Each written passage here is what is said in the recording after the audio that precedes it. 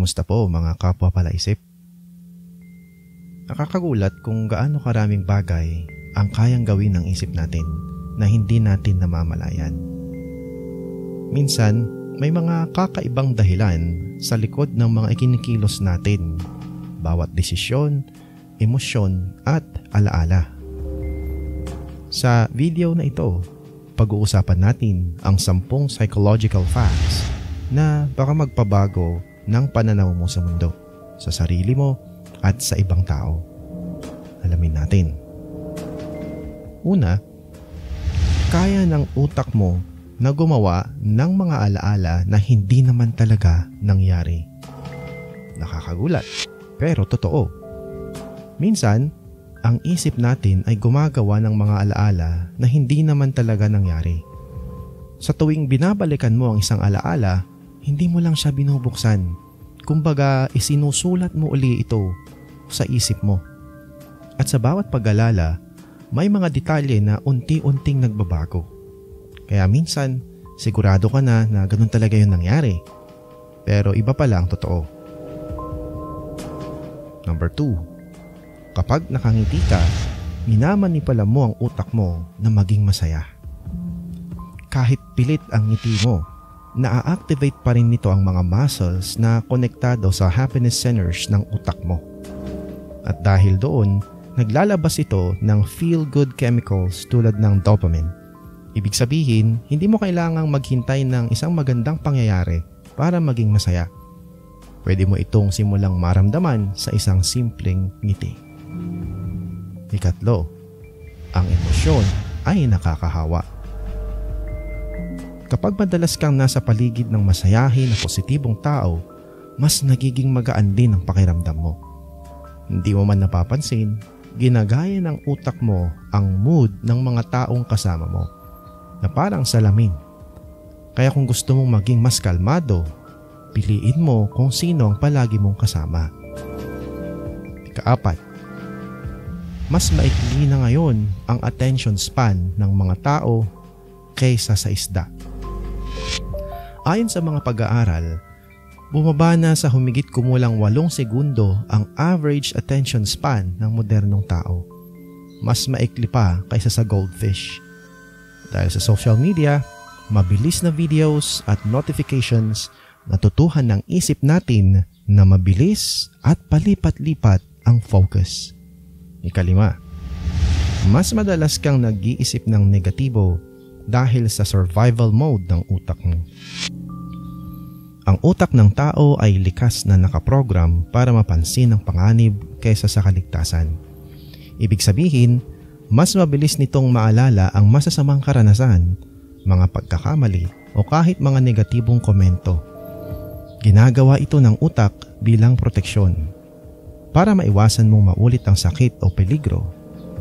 Pero sa panahon ngayon, nagiging problema ito kahit wala namang tunay na panganib. Nananatiling alert ang isip mo. Kaya minsan, kahit maliit na bagay lang, parang malaking gulo na sa loob mo. Ika-6, mas mabilis kang magtiwala sa taong kahawig mo. Ayon sa mga eksperimento sa psychology, mas madali tayong makaramdam ng tiwala sa taong may pisikal na pagkakahawig sa atin kahit hindi natin sila kilala. Ito ay dahil sa tinatawag na familiarity bias. Mas kampante tayo sa kung ano ang pamilyar sa ating isipan. Kaya minsan, yung taong parang matagal mo nang kilala, baka hindi talaga nagkataon, kundi trick lang ng utak mo. Ika-7, ang utak mo ay hindi marunong mag-detect ng sarcasm kapag pagod ka. Kapag kulang ka sa tulog o mentally drained, bumabagal ang processing ng utak mo, lalo na sa mga subtle cues tulad ng tono o facial expression. Kaya minsan, may mga biro o sarcastic remarks na hindi mo agad nakukuha. Hindi dahil mabagal ka mag-isip, kundi dahil pagod ka lang, kaya ang isip mo ay hindi rin makapag-decode ng social signals. Ika-8, ang katahimikan ay nakakapagpagaling ng utak. Ayon sa ilang pag-aaral, Ang ilang minutong ganap na katahimikan bawat araw ay nakatutulong sa pag-repair ng brain cells, lalo na sa bahagi ng utak na may kinalaman sa memory at emotion. Kaya kapag sobrang ingay na ng paligid o gulo ng isip mo, minsan ang pinakamagandang gawin ay manahimik muna o pumunta sa lugar na tahimik. Ito ay para bigyan ng sarili mo ng pagkakataon na huminga. 9. Ang utak mo ay mahilig masaktan. Nakakatakot isipin pero totoo.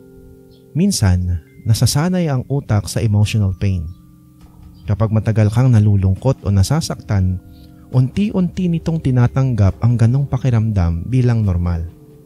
At kapag nasanay ka, hahanapin niya ulit ang parehong sakit. Kahit masakit, kasi doon siya komportable. Kaya minsan, hindi mo naiintindihan kung bakit bumabalik ka sa mga sitwasyong alam mo makakasakit sa'yo. Hindi dahil gusto mong masaktan, kundi dahil yun yung pamilyar sa utak mo. At panghuli, nakikita at naririnig mo ang gusto mong paniwalaan. Hindi lang mga mata mo ang tumitingin, pati ang utak mo. Kapag may inaasahan kang makita, madalas yun din ang pinapakita sa iyo ng isip mo, kahit hindi naman yun ang totoo. Ang tawag dito ay top-down processing, kung saan ang utak ang nagdedesisyon kung ano ang nakikita batay sa inaasahan mo. At hindi lang sa paningin ito nangyayari, maging sa pandinig ganun din. Kapag sinabi sa iyo na may maririnig kang partikular na salita, malaki ang tsansa na iyon ang maririnig mo, kahit hindi naman talaga iyon ang sinabi nila. Kaya minsan, hindi mo talaga nakikita o naririnig ang totoo. Nakikita at naririnig mo lang ang gusto mong paniwalaan. Ang isip ng tao ay napakatalino, pero napakadaya rin.